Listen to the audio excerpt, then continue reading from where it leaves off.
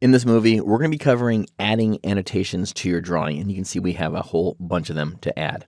So the first thing in this annotation list is the smart dimension, and we've already added a few smart dimensions to our drawing and use these tools a little bit. But if you look at the drop down here, you can see we have a whole bunch of different dimensions we can add to our drawing, and the selected style of dimension really depends on what type of features you're dimensioning. Now, we've already covered quite a bit of dimensioning, so I'm just going to go ahead and move on to the very next item, which is model items. Now, sometimes when you design a part, you can select if you want to add something as a model item to be imported into the drawing. And if you do that, click over here on model items. You can then choose which type of dimensions and things you want to bring into your view. Over here, I've got dimensions marked for drawing. I have the ones that are not marked, and so on. You can choose any of these individual dimensions you want to bring in. You can also bring in these other annotations in as well, all from the drawing. Once you've selected what you want to bring in as far as reference geometry or planes or so on, go ahead and click on OK, and click on OK one more time. And that will go ahead and bring in all those annotations that were selected into your drawing. Now, if you don't want those, you can, of course, hit the undo, and it'll take those back out.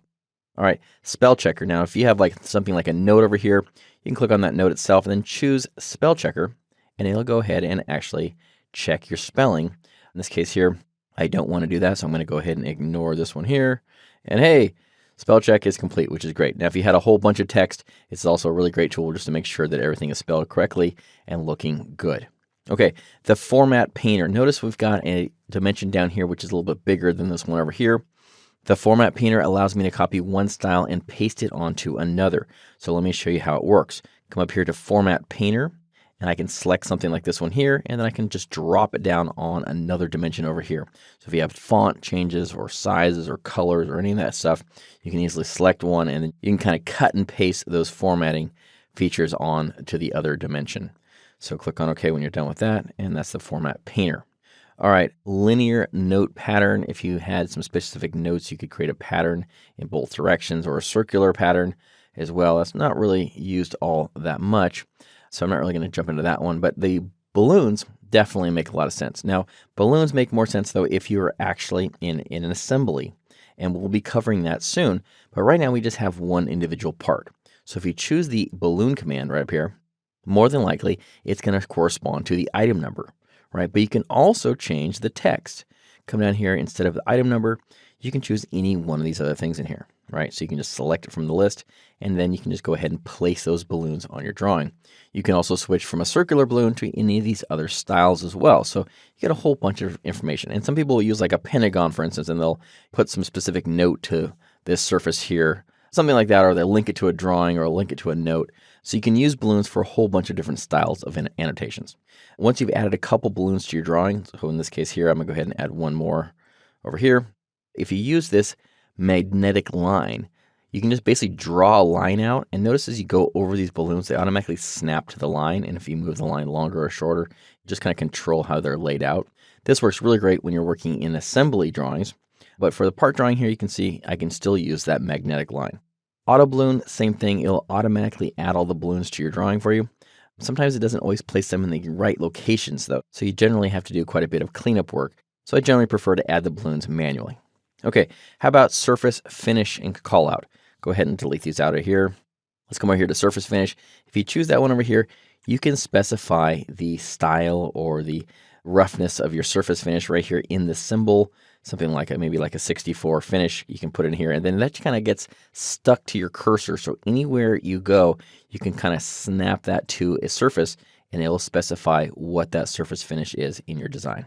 All right, how about a weld symbol? Obviously, a weld symbol doesn't make a lot of sense here because we don't have a weldment, but if you did have a weldment, you could click on the weldment symbol, create it from these drop downs of the different styles of welding features, give whatever information you need about that weld, and actually create this ISO weld symbol right here. And once you've created this symbol, for instance, maybe let's go ahead and just choose a basic fillet weld, and then anywhere in your drawing, notice it shows up on your cursor. So in this case, I'd be actually placing where I want these fillet welds. I should probably fill out the size of the fillet weld as well as some of the other information about the weld. But in this case, any of the information you fill out over here will automatically show up in your tooltip over here, and then you can just snap it to anything you want on your design, and it'll automatically add that weld callout. When you're done, go ahead and hit escape to get out of the tool. Okay, hole callout, we've already looked at a little bit. Click on that one, just basically select any type of hole. and it'll automatically add all the relevant information to that hole. If you want to then add something like a geometric tolerance, you can build your geometric tolerance block using this window right here. So I can go ahead and choose something like a symbol, like a flatness or a perpendicularity or a circularity, and then go ahead and apply that, add the different tolerances. You can add all these different things to kind of build that geometric tolerance. And once you've built that, notice it also shows up to your cursor. So you've got these things you can add in here, and you can add in the different tolerances and so on to build that geometric tolerance. Then anywhere you want to place it, no matter what you have in this box down here, it'll just automatically snap to where your cursor is. So in this case, we've only added the circularity, but we should probably add some tolerances and datums and things like that. But for right now, I just want to show you that you do have the ability to add those geometric tolerances to your drawing. How about a datum feature? If you click on datum feature over here, you can specify a certain edge or face as a datum feature. Click on this one over here. You can just easily place these datum targets on the individual datums to quickly define where those are in your design. All right, same thing over here as datum target. I can specify what's important as far as a datum target. Again, just place it anywhere in your drawing that makes sense. All right, blocks. We've already looked at blocks quite a bit in the past, but you can either make a block or insert a block. Now, blocks are really great for existing drawings. So maybe you have like a connector that has a cutout in it, which is fairly detailed. And on one of your drawings, you actually specify all the dimensions to build that cutout. Then you can save that as a block and then bring that into your existing drawing. And then you can just reference it in your drawing. It says, hey, right here in this location is this cutout, and then reference the block. It's a really great way to use blocks. And you can take any sketch entities and convert them into a block, as well as then reuse them in your designs. Center mark is the next one we're looking at here. Pretty straightforward and easy to use. You basically can choose if you want to have like a slot center or the center over here. You can also choose if you want these arcs or just regular ones. And you can define all this stuff in the options, right? So you automatically will get the right style of center mark based upon the template you're using. If you want to overwrite these things, you can go ahead and just turn that off and then specify the style you want, and then just choose any hole, automatically add those center lines or center marks for you. When you're happy, go ahead and click on the green check mark, and you're done. All right, that's center marks. Now, center lines are a little different. For a center line, we need to choose two individual edges to create a line between. Now, this part is not symmetrical, so it's not a really good example for a center line, but let me show you how it works either way. So click on this line over here, click on this line over here, and right between those two, it's automatically going to add a center line. Now, really, this is not the center line of the part, so it doesn't make any sense, but all you really need to do is choose two edges, and the center line command will automatically add a center line between the edges you select. It doesn't necessarily mean that it really is the center line of the part. All right, go ahead and delete that out because it's not relevant. All right, if you want to hatch or fill an area with some type of a texture, you can easily do that as well. Come up here and choose this tool. Now you can choose the style of the hatch. You can choose a solid, you can choose none, or you can go over here to the hatch, and then you can select from this huge list of all these different styles of hatch marks. Okay. Now, once you've selected one, you can change the scale. You can move it up or down, and then go ahead and choose either a region or a boundary. I'm going to go ahead and choose this one right here at the top, and notice it chooses that entire region, and it hatches the entire thing. If you want to bump up the scale, you can make it more dense or less dense. And as soon as that looks good, go ahead and click on the green check mark, and you've added the hatch. Okay, revision symbols are important if you're making a lot of revisions to your design, and you want to specify where those changes are actually happening on your drawing. Revision symbol here, it's going to reference maybe a revision A. So if I make a change on revision A, I can say, hey, this hole here was modified by revision A.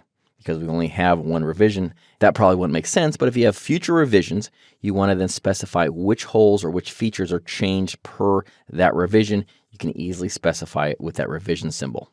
Same thing over here with revision cloud. Revision clouds allows me to kind of make a cloud over a certain area in my drawing, specifying that in this region, something happened in that revision. So that's how you can do that. And the last one here is tables. You can add a whole bunch of different tables to your design, from general tables, whole tables, bill of materials, weld tables, bend tables, and punch tables. Obviously, some of these apply, some of them don't. In this case here, the only table that probably makes a lot of sense maybe would be the whole table or the general table, but you can pretty much add any of those to your design. For instance, if you choose a general table, it's going to ask you how many columns and how many rows. You can choose a template if you want to, and then go ahead and click on the green check mark, and it's going to go ahead and place that on your tooltip, and then anywhere you want to click, it's going to place that table.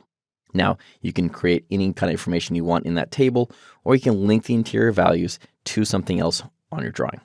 That should wrap it up for all the different types of annotations we have available to us in SolidWorks. Obviously, some of these annotations apply to different styles of parts. Right now, we're working on a drawing that only has one individual part.